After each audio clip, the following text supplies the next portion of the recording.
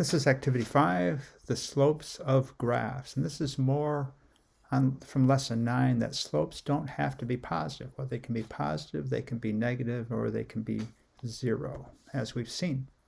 So it says calculate the slope of graph D, explain or show your reasoning. Well, the slope of graph D is the change. So break this up into 2 parts. Once again, look at the horizontal change, which in this case is a positive 2 units. So it starts here and it moves 2 units to the right, so that's a positive 2 units. And then look at the change in the vertical direction. And it starts at this point right here and it moves a negative 8 units to this point down here. So that change is a negative 8. So the slope is that negative 8 divided by that positive 2, and that equals negative 4. And that confirms the idea that this line is drawn from the upper left to the lower right. So that's a negative slope. Number 2, calculate the slope of graph E. Without what situation could the graph represent? So if I place this point here, if I look at this point and this point, the change along the horizontal axis is a positive 4 units. You're going from this point here to this point, so the end, and subtract where it starts, you're going to get an answer of positive 4. But how much is the change in the y direction? Well, it's not changing at all. So the y value at this point minus the y value at this point, they are the same. They're right here, whatever you might want to call that. It's the same for this point and this point.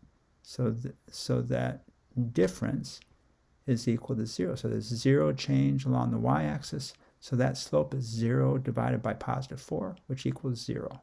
So what are some situations that have no change over time, that might have no change over time? One could be rainfall. It doesn't rain or it doesn't change at all over time.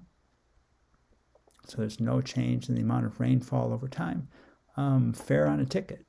So we looked at that situation where the fare, the ticket's not being used at all over time.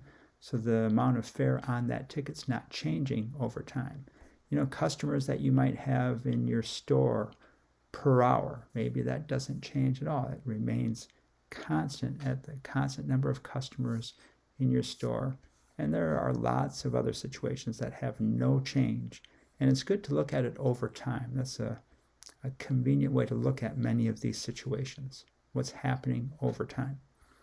And F says on the blank grid, draw a line that passes through the indicated point and has a slope of negative 2.